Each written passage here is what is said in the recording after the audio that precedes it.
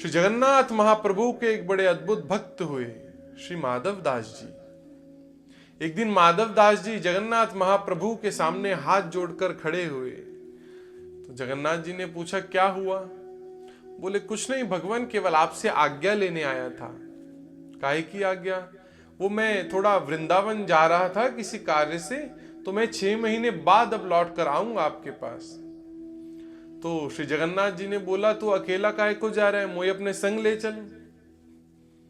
माधव दास जी बोले, आपको मैं संग ले गया तो जितने भी पंडा पुजारी हैं सभी मुझे छोड़ेंगे नहीं, और इतनी दूर दूर से आपके दर्शनार्थी आपके दर्शन करने के लिए आते हैं, मैं आपको अपने साथ ले जाऊंगा तो उन्हें दर्शन कैसे होगा?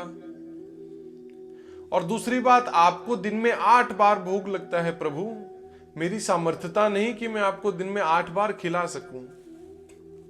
मैं तो खुद अपनी भूख को 3-3 दिन तक बर्दाश्त करके रखता हूं।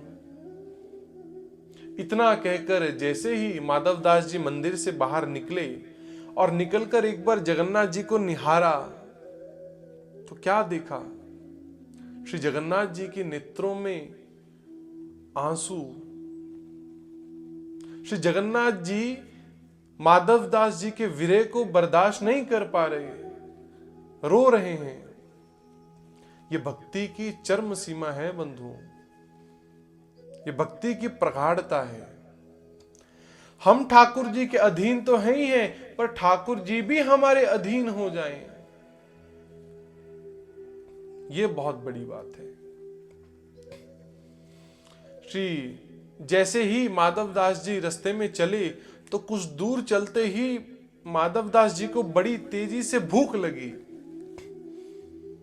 तो भूख लगी तो एकदम सोचा कि ये मेरे साथ क्या हो रहा है, मैं तो 3-3 दिन तक अपनी भूख पर विजय प्राप्त कर लेता हूं, इतनी जोर की भूख क्यों लग रही है आज? तो जैसे ही थोड़ा आगे बढ़े तो एक कुटिया दिखी, तो वहां पर मैया से जाकर कहा, मैया जो भी कुछ खाने को है मुझे आप दे दीजिए, मुझे बड़ी तेज भूख लग रही है। मैया थाली लगाकर लाई।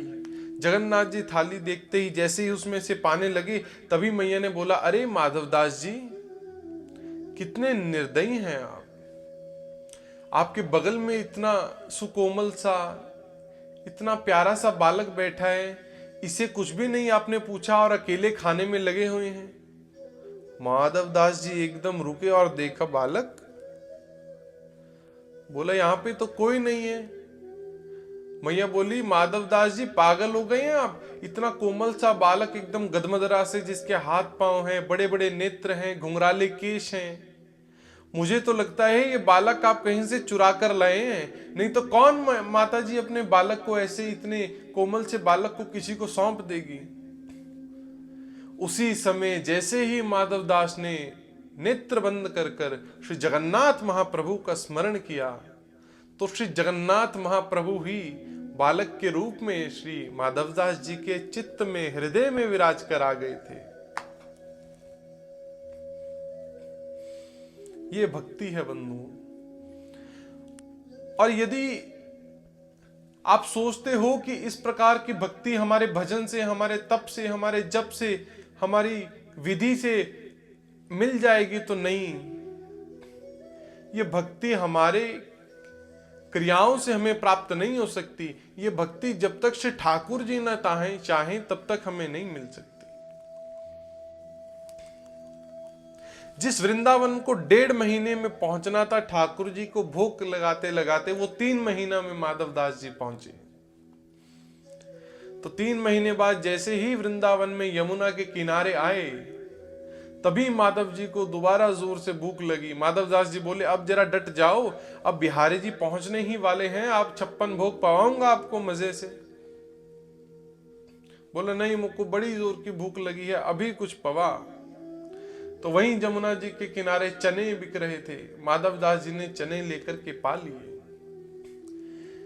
पाने के बाद जब श्री निधिवन राज में बांके बिहारी जी का दर्शन करने के लिए वो गए, तो भोग के लिए पट बंद थे। तो माधव दास जी वहीं बैठ गए। इतने में श्री हरदास महाप्रभु जी भीतर से बाहर आए और बोले, अरे तुम में से माधव दास कौन है रे? तो माधव दास जी बोले, मैं हूं। आपको मेरा नाम कैसे पता? ए तू ज्यादा बाता न बनाए रे, हमने ठाकुर जी के लिए 56 भोग बनाए थे, अंदर धराए ठाकुर जी बिहारी जी यूं अपना गर्दन टेढ़ी करके बैठे हैं। हमने पूछा क्या हुआ? बोले वो माधव ने मोए यमुना के किनारे रूखे चने खवा दिए, वहां से मेरा पेट भर गया अब।